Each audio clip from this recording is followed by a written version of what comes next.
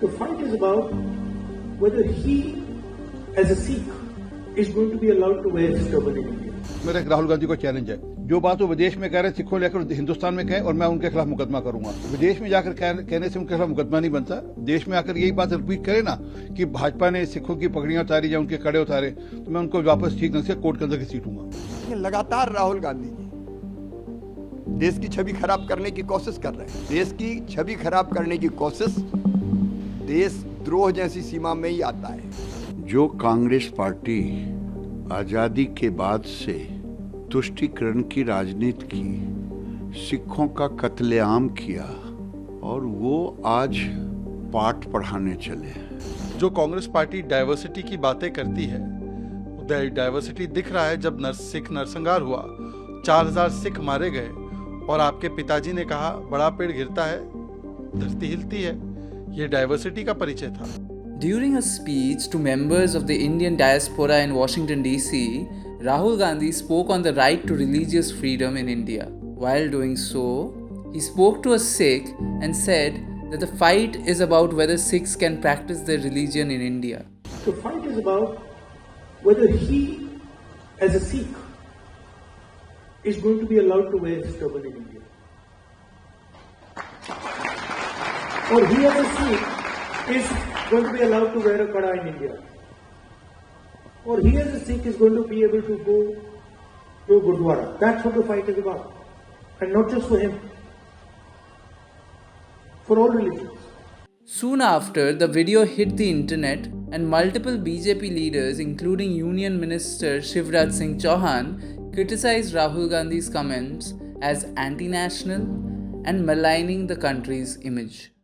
कांग्रेस की सरकार के रहते हुए पगड़ी उतारी जाती थी, हर सिख की चेकिंग होती थी और किस प्रकार से दिल्ली के अंदर 3000 सिखों का कत्लेआम किया, पगड़ियां उतारी, केस काटे, दाढ़ियां काटी, उनके ककार निकाले और उसका तेल डालकर, पेट्रोल डालकर और एक स्पेशल कोई वाइट पाउडर डालकर उनको और गले में टायर डालकर उनको जलाया गया। वे ये इस बात को नहीं बताते कि ये उनके रहते हुआ।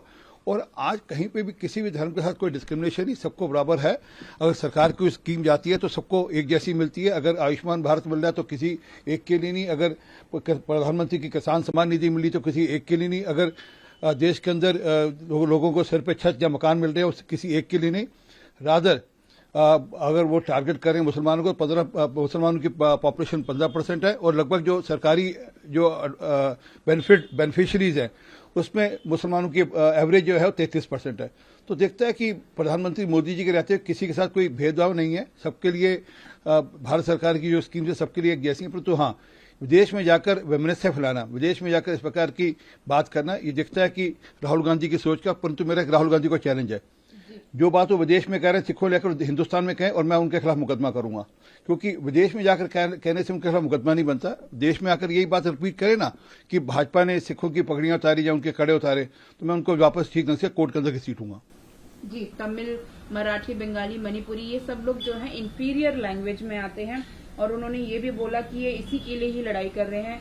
कॉन्स्टिट्यूशन में लिखा हुआ है कि इट इज, मतलब पूरा कॉन्स्टिट्यूशन में लिखा है कि यूनियन स्टेट है, भारत एक यूनियन स्टेट है। देखिए, वे जानबूझकर इस प्रकार का स्टेटमेंट देते हैं जिससे देश के अंदर आपस में भेदभाव फैले। कभी भी संघ ने कभी भी इस प्रकार की कोई भाषा का इस्तेमाल नहीं किया कि कोई एक भाषा ऊपर है या कोई एक धर्म ऊपर है या कोई एक पंथ ऊपर है।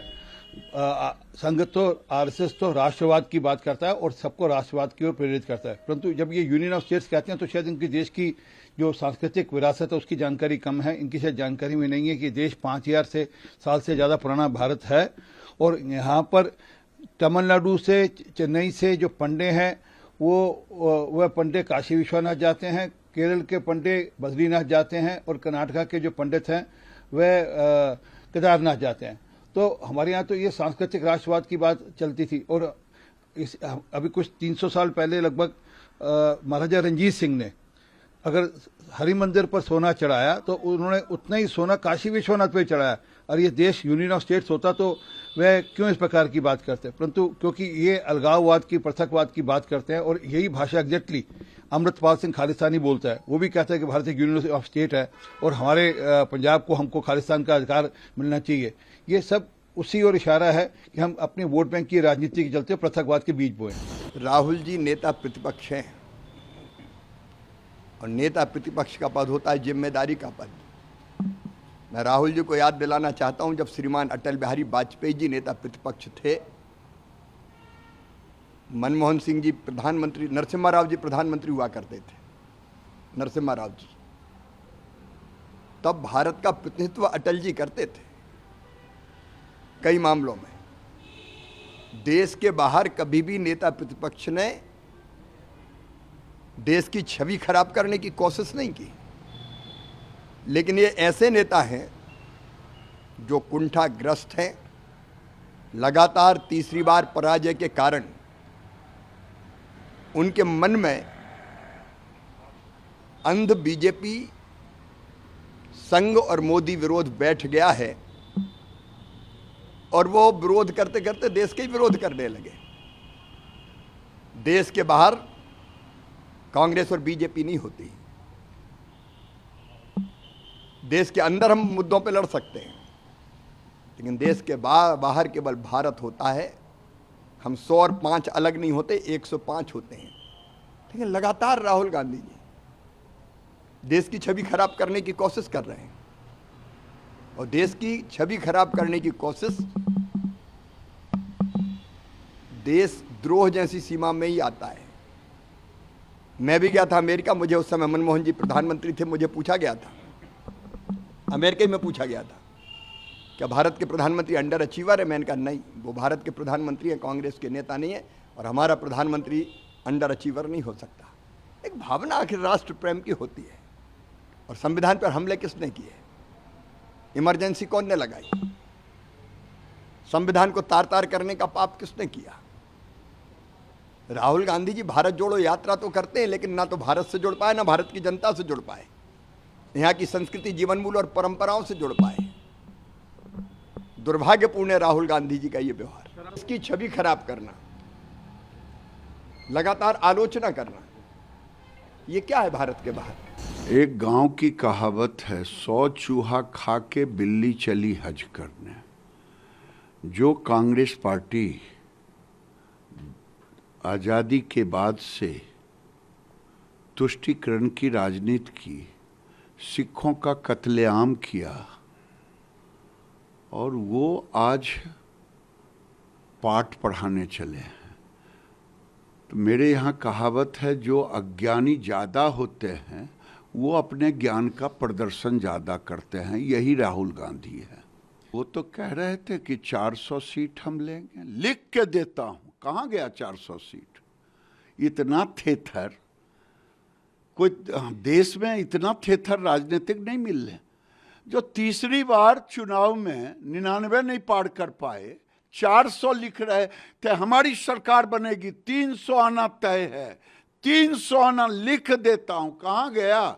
इसलिए इस थेथरोलॉजी का जवाब नहीं हो सकता।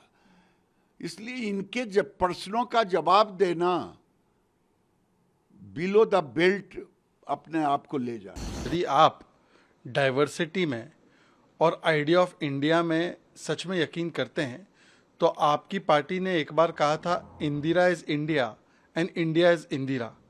आपने तो एक परिवार को, एक व्यक्ति को इंडिया के साथ जोड़ दिया था। क्या कांग्रेस पार्टी आज भी उसका खंडन करती है?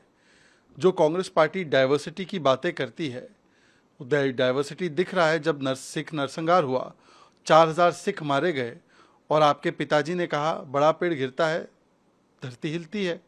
ये डाइवर्सिटी का परिचय था।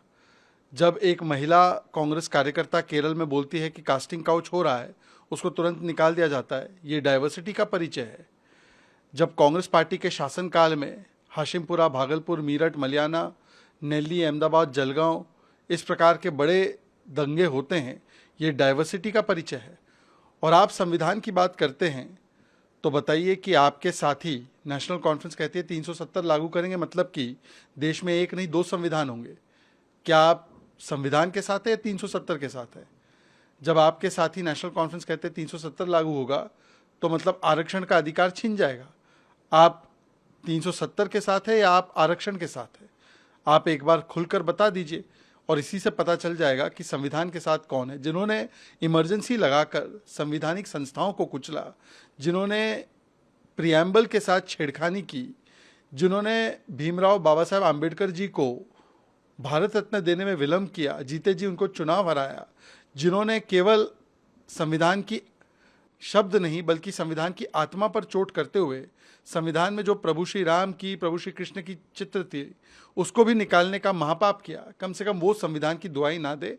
मुझे लगता है कि ये तो ऐसे हो गया कि 100 चूहे खाकर बिल्ली हज को चली।